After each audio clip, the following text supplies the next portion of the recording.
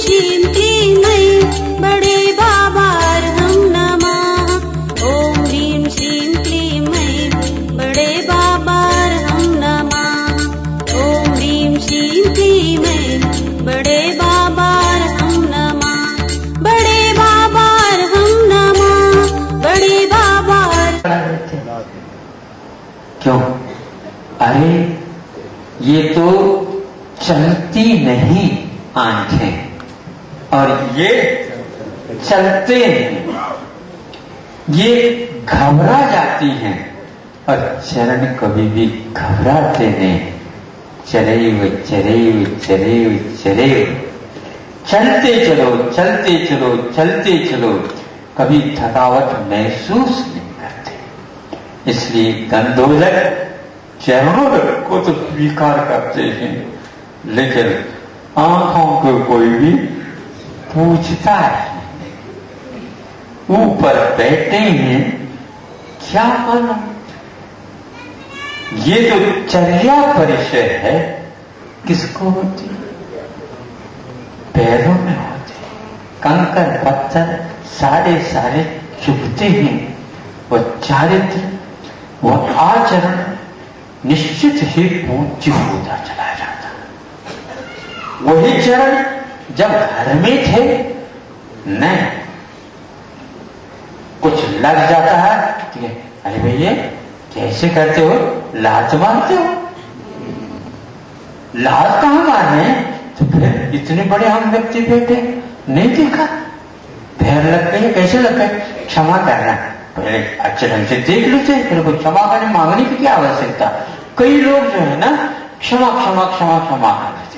क्षमा का कोई मूल्य नहीं, वो तो प्रायश्चित, वो दंड है। हाँ, वस्तुतः सावधानी रखिए, लेकिन जब वही व्यक्ति यदि मुनि बन जाता है,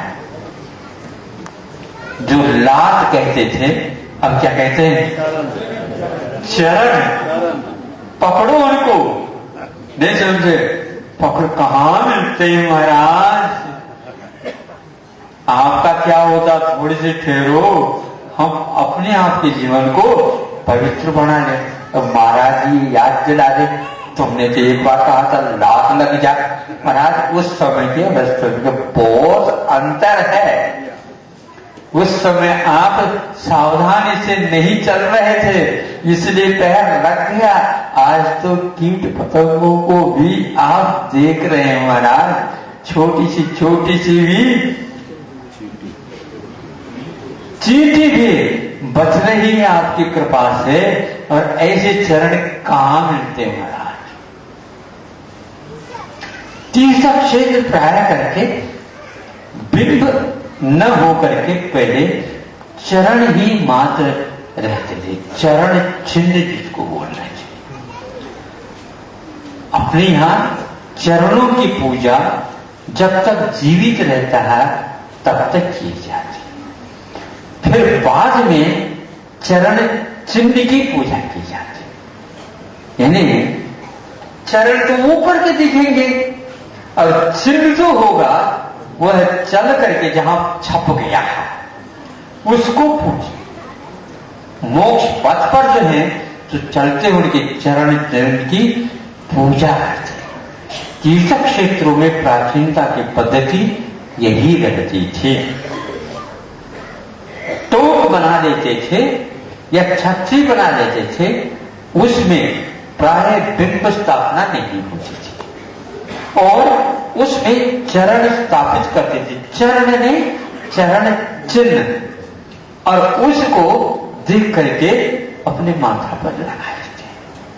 जो चलते चलते चलते मोक्ष मार्ग पर आगे बढ़ गए हैं, उनके चरण को देख करके हमें भी इसी ओर बढ़ाना, हमें भी इसी ओर बढ़ना। दूसरी बात, ऊपर के चरण जो होते हैं उसकी रक्षा के लिए और कुछ करते हैं, लेकिन नीचे के तल में कुछ नहीं। और कुछ भी आप लोग पहन लो उसकी पूजा नहीं होती। चरण हमेशा हमेशा दिगंबर रहते हैं, आकिंचन का प्रतीक, और मुख हमेशा हमेशा आवरण में ही रहता आया है। हमेशा चरण जो उसी पर पादत्राण से रहित होगा तभी चरण चिन्ह मिलेंगे। बाकी पादत्राण के साथ चलेंगे तो चरण चिन्ह नहीं मिलेंगे।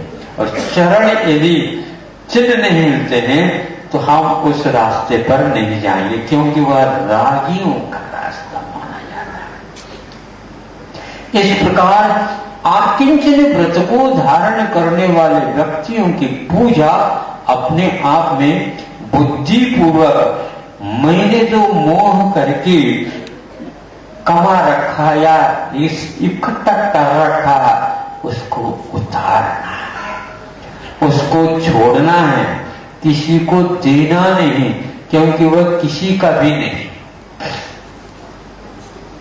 क्योंकि वह किसी का भी नहीं,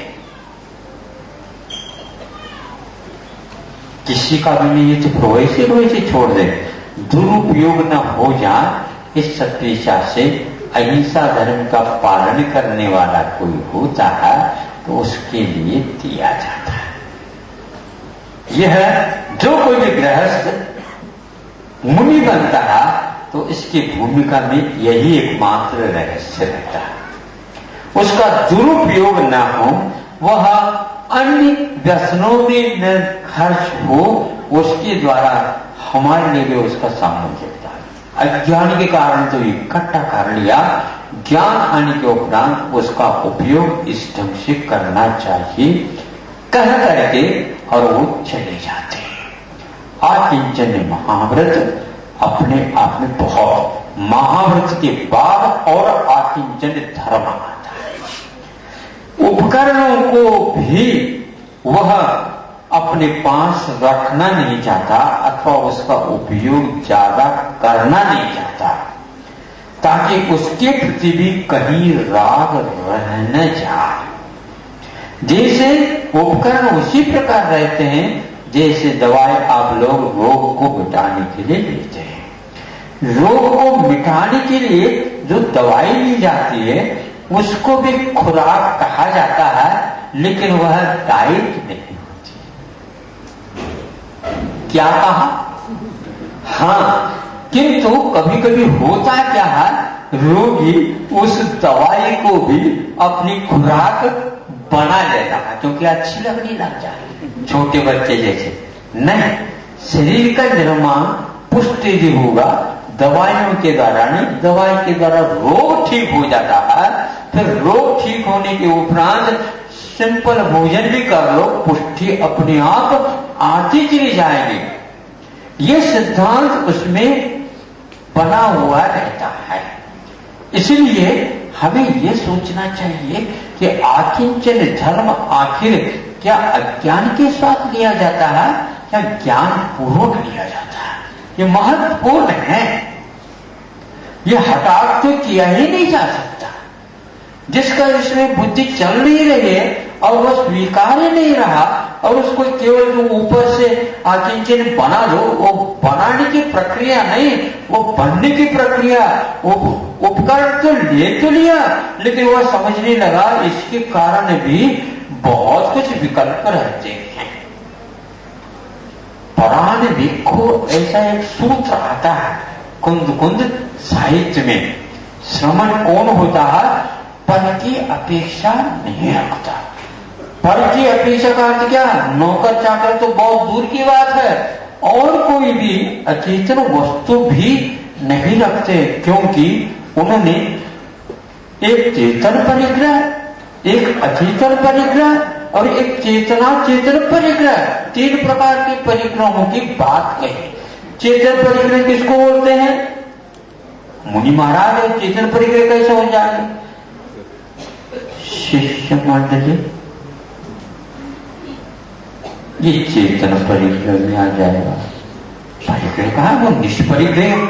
हाँ, निष्परिग्रह है, लेकिन निष्परिग्रह को भी हम राग का यदि विषय बना ले तो वह भी चेतन परिग्रह होगा, सचित परिग्रह।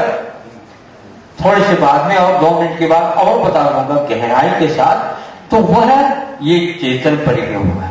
अचेतन परिग्रह है क्या? ये पीछे कमंडलू और यह शास्त्र महाराज ये सर्वार्थ सिद्धि है, ठीक है, सर्व अर्थ, ये अर्थ सिद्धि भी इसके द्वारा हो सकती है।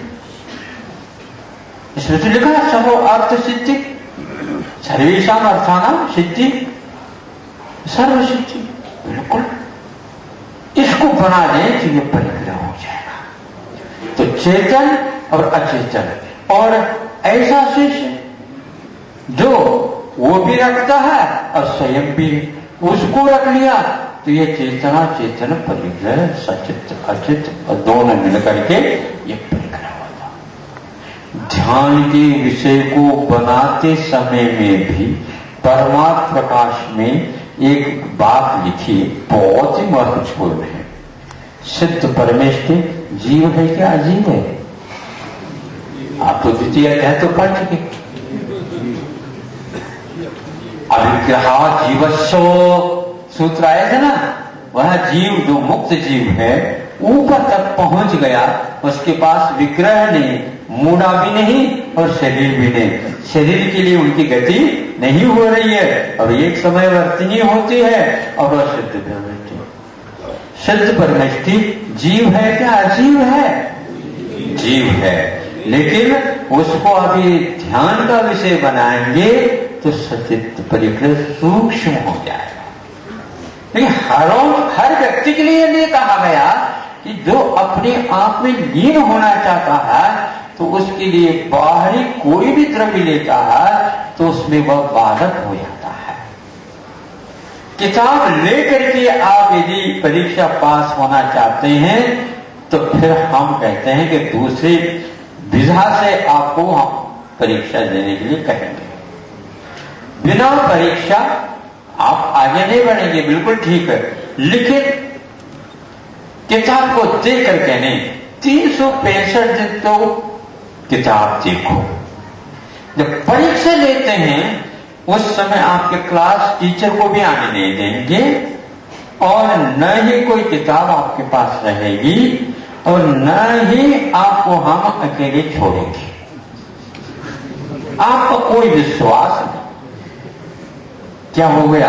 क्लास टीचर कोई नहीं आना, जिससे माता पिता हो जाते हैं उसी प्रकार क्लास टीचरों की भी बात छात्रों के लिए हो जाती है। आप दूर रहिए, पेपर आ गया, अब आपने पढ़ाया बहुत अच्छा है, परिणाम क्या निकलता सब सामने है, कोई भी साथ नहीं रह सकता और बिल्कुल वह यूं यूं घूमता रहता है, कौन बच्चा क्या काम कर रहा है। थोड़े से भी मान लो वह यूं हाथ में लिख लेता, तुमने गड़बड़ कर दी, लिख करके ले आए और उसको देख करके ठीक रहेगा और चला। टेबल के ऊपर में कुछ लिखा हुआ मिला, दिया है, कॉपी कर लिया। किसने लिखा बता? पेपर ले लीजिए, क्योंकि पर का आलम्बन लेने से मतलब यह है भीतर आपके पास अभी बहुत कमियां हैं। जब होनहार भगवान आपके पास है तो बाहरी भगवान को याद नहीं करो, वह भाव निक्षेप की अपेक्षा से देखेंगे तो भी उसको हम नहीं करेंगे। अब एक मान लो नहीं, हमें नकल करने दो, बहुत अच्छी बात है, पेपर है ये और ये किताब, इन्हीं में से प्रश्नावली बनाई ले लो। यदि कोर्स की किताब आपने देखी है और बार बार देखी है तो यहां से प्रश्न निकाल करके आप लिख सकोगे। वो देखने की अपेक्षा से दिमाग में जो है शॉर्ट फॉर्म में वह लिख देगा तो बहुत जल्दी पास हो जाएगा। इसलिए वह नकल नहीं करें, क्योंकि इसमें ज्यादा और समय लगेगा और दिमाग ये लगेगा, मान लो सही चीज याद नहीं रही कौन से पृष्ठ पर, आप लिख ही नहीं पाओगे। यह और कठिन है।